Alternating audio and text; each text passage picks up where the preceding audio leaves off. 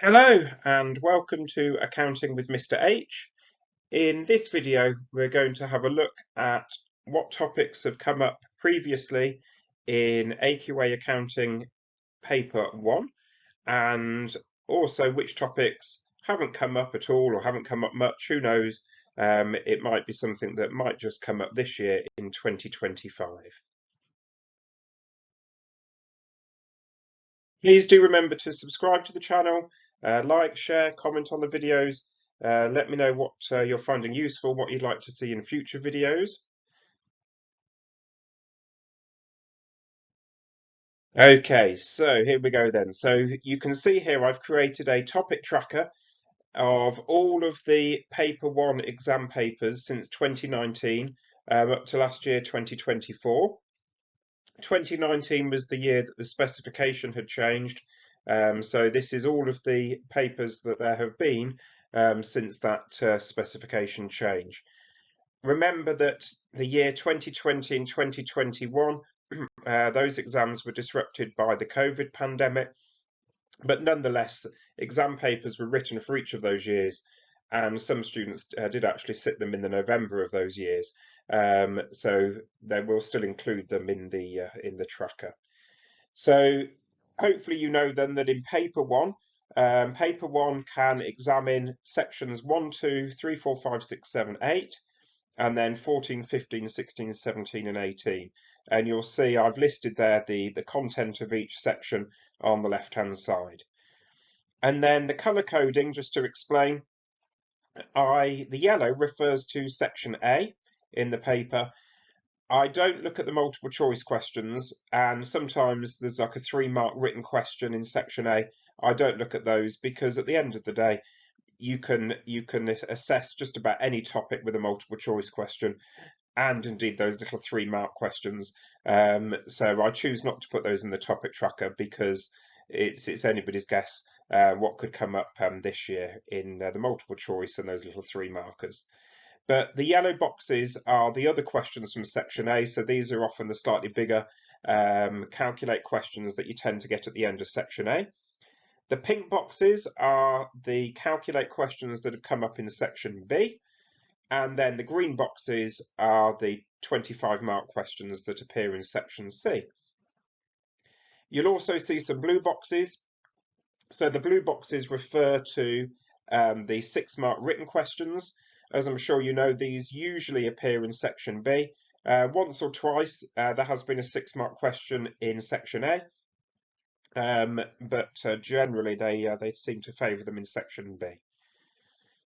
So let's have a little run through this then and break down what we can see has happened, any sort of observations that are coming up. So section 1, role of the accountant, you can see that the row is completely blank. And I think I said something similar in my video for last year on this.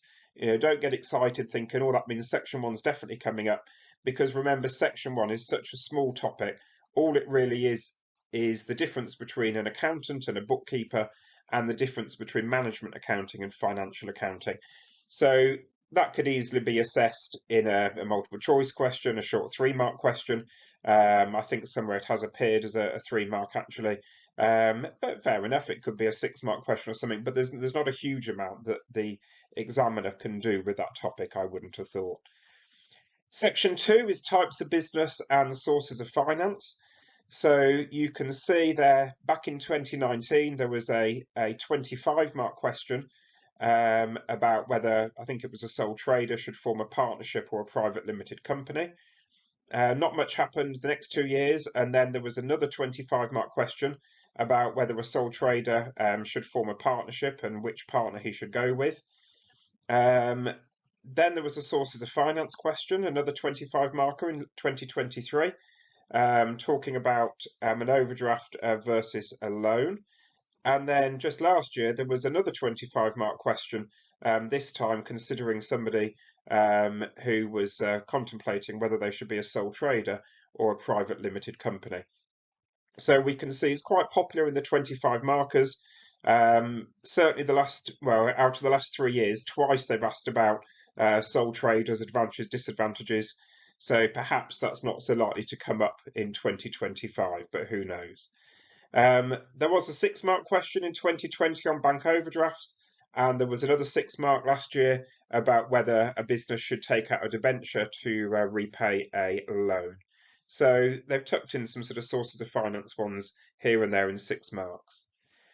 Section 3, as I'm sure you know, is a huge section in one way because it covers everything from source documents to books of prime entry, all the ledger accounts. And really, what we can conclude from this is it's most commonly tested with T accounts. And because it's such a sort of fundamental part of accounting, I would say, in just about every paper, you would expect some expectation that you're going to have to demonstrate knowledge of ledger accounts, of T accounts. Sometimes this has happened in a multiple choice question, but here you can see in section A, they've had a variety of them. Back in 2019, there was a non-current asset and a disposal account. 2 years later, another disposal account with the provision for doubtful debts account. Then there was a rent receivable account, an income account, and then just last year there was an inventory account, which also required knowledge of net realisable value. Section 4 really comes down to the 3 main methods of verification: control accounts, bank reconciliation, and the trial balance, and suspense accounts and journals and so forth. And what can we conclude here? Back in 2019, control accounts was examined. 2020, bank rec, and then a 6-marker about why we do bank rec. 2021 was then errors, and that was in section B, with then a 6-marker of the usefulness of a trial balance. Then in 2022 it was a suspense account and effect on profit, and then just last year it was back to journal entries for errors and the effect on profit. So, as I always sort of say in these videos, I have no crystal ball, but what can you conclude? Well, in 2022 and in 2024, they wanted you to do like a little mini statement showing the effect of errors on profit. So will they do that again this year? Who knows? But they've done it twice recently, so perhaps not. But look at the other conclusion there. They haven't tested bank reconciliation in a big way since 2020, and they haven't tested control accounts in a big way since 2019. So they've tended to focus on suspense accounts, journals, effects of errors on profit. So who knows, maybe it's time for control accounts or bank reconciliation to come back round again. Again, there's been little mini things in multiple choice questions on control accounts and bank reconciliation, but maybe it's just about time for an actual question to come up on it. Section 5, the accounting concepts. They're kind of hard to examine on their own, but they're kind of examined implicitly with lots of other topics, such as the preparation of an income statement. So although nothing specific on its own has come up, as you can see there, bear in mind that they're tested in lots of other ways. Having said that, I know there have been some 3-mark questions, explain the meaning of the such and such concept, so they can test things that way, and again with a multiple choice. If we look at section 6, the sole trader financial statements, the income statement and the SFP, what can we see there? Well, 2019 nothing, 2020 sole trader income statement, 21 nothing, 22 another income statement, 23 just the trading part of an income statement and just the asset part of an SFP. And then in 2024, although I haven't put it there, if you just look down at row 14, section 14, you can see they did actually test an SFP for a sole trader, a full SFP. So they have now tested the income statements and the SFPs for sole traders. But again, it's such a key part of accounting. Chances are it tends to rear its head somewhere in the exam. Limited company accounts, section 7. What have we got here? There was a part of a statement of changes in equity in 2020, an income statement for a limited company in 2021, another statement of changes in equity, a more detailed one in 2023. An obvious conclusion there is that there's never been a statement of financial position for a limited company. Section 8 is all about the ratios. So we've had profitability ratios, that was a 25 marker. Then there was a 6 marker about profitability ratios in 2022, And in 2024, there was a question kind of about receivable days and credit periods and whether a business should reduce its credit period because it was having irrecoverable debts and things like that. Again, they quite like the actual calculate in the multiple choice, or getting you to work out the formula in the multiple choice. Section 14, incomplete records. So all the way back in 2019, there was a question asking you to prepare an income statement from incomplete records. And then just last year, like I mentioned a moment ago, was an SFP. So who knows? It's been a long time then since they've done an income statement from incomplete records. Does that mean it's time to come up again? Who knows? Section 15, partnership accounts. So kind of a few things have happened here. So you can see revaluation and a capital account. A couple of years later in 2021, an appropriation account with a 6 marker on whether a business should keep separate capital and current accounts. Then in 2023, you needed to actually prepare a current account. Interestingly, no sort of full accounts for partnerships, no income statements, SOPs, but I suppose the examiner's keen that you can demonstrate your knowledge of the kind of different aspects, like the appropriation account, the capital accounts, the current accounts. But then that revaluation hasn't come up in a fair old while. Section 16, the sort of more advanced limited companies. So there's been a schedule of non-current assets in 2020, and then a written question on the impact of a revaluation of non-current assets. There was then a 25-mark question whether a public limited company should purchase another public limited company. In 2022, they asked for a statement of cash flow, but just the reconciliation part up to the net cash flow from operating activities. And then there was a 6 marker on the purpose of a statement of cash flow. 2023, there was a 6 marker about a bonus issue and a revaluation. And then just last year, there was a question that asked you to prepare a full statement of cash flow. So perhaps that won't appear this time, who knows? Maybe it's time to go back to one of the earlier topics, like a schedule of non-current assets that hasn't now come up for 4 or 5 years. Section 17, always a bit of a funny section because there seems to be quite a few things in this section, as I'm sure you know. Mainly it's the advantages, disadvantages of computerized systems, single versus double entry, and then all the investor ratios. So you can see a 6-mark question on computerized system there. Then we've had 25-mark question on investor ratios, then one on a computerized system and then one on investor ratios. And then in 2023, single versus double entry bookkeeping. And then section 18 is predominantly the ethics. And this is quite a favourite for section C, or it has been in the past. 2019, a 6 marker, but then in 2020, 2023 and 2024, there's been a 25 marker on ethics. But given that it's come up in the last 2 years, will they do it a 3rd year running? Perhaps not as a 25 marker, but as always, who can say?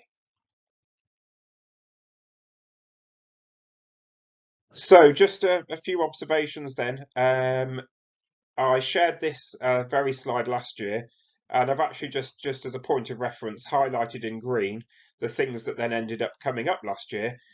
So 2 of the things that I highlighted here did indeed come up, but as I have said already in this video, I don't have a crystal ball. I'm not affiliated to AQA, so I have no knowledge on what will come up or won't come up. So you make your own decisions on what you're going to revise, please. But you can see here just some observations. There's never been a written question, so I'm thinking a 6 marker or even in some way put into a 25 marker on these topics. So section 2, whether a private limited company should become a public limited company. So it might be worth just going back over the advantages and disadvantages of that. In terms of sources of finance, section 2, there hasn't been a written question on mortgages or on ordinary shares. So again, advantages and disadvantages of those sources of finance. Interestingly, there hasn't been a written question on capital versus revenue expenditure or income. So I could almost imagine a 6 marker, something about even a 3 marker, the importance of distinguishing between capital and revenue expenditure. Reasons for adjustments. So why we do follow things like the accruals concept, making adjustments for accruals and prepayments. There hasn't been a written question on control accounts. So again, the benefits and drawbacks of control accounts. Section 7, there hasn't been a written question on a statement of changes in equity, so why we prepare them, the usefulness of it. In terms of Section 8, just last year they focused a little bit on efficiency ratios with that written question about trade receivables that I mentioned a moment ago and whether they should reduce their credit period. But interestingly, there hasn't really been a written question specifically on liquidity ratios or capital structure ratios. So things like the current ratio, the liquid capital ratio, things like gearing. Cash versus profit. So again, you could almost anticipate a question something along the lines of, what the differences are between cash and profit, and you'd be expected to demonstrate some knowledge of items that would affect one and not the other. In a way, that kind of links in with Section 3, the capital and revenue expenditure and income. The next one, limitations of ratio analysis. Again, quite an obvious question, really, but hasn't sort of reared its head as a 6 mark or anything. Rights and bonus issues of shares, so why a company might do one over the other, or the benefits or drawbacks of them. Benefits and limitations of published accounts, and the purpose of the IAS framework, although you only need to know a couple of the IASs, but actually, just having that knowledge of why the IASs, the International Accounting Standards, exist. In Section 17, there is a part in there about stakeholders and different stakeholders that might be interested in the accounts of a business and why they might be interested. Is it time for them to just ask a quick question on that? Again, it might only be a 3 mark, 6 mark. And in Section 18, although they focused a lot on the ethics themselves, they haven't really considered too much the kind of frameworks and the professional bodies. Now, in the specification, it talks about some of the different professional bodies like the CCAB, the CIMA. So I think it once came up as a multiple choice question, but they want, perhaps they want to do something on that, a short written question perhaps on, the kind of the role that these professional bodies play.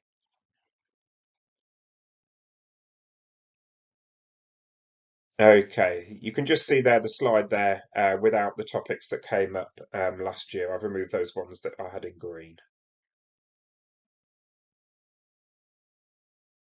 And just the final thing then to share, so that we've talked about the written questions. So just thinking about the calculate questions.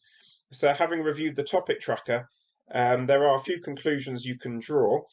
That there's never been in the last 5 years, 6 years, where are we up to? 5 years.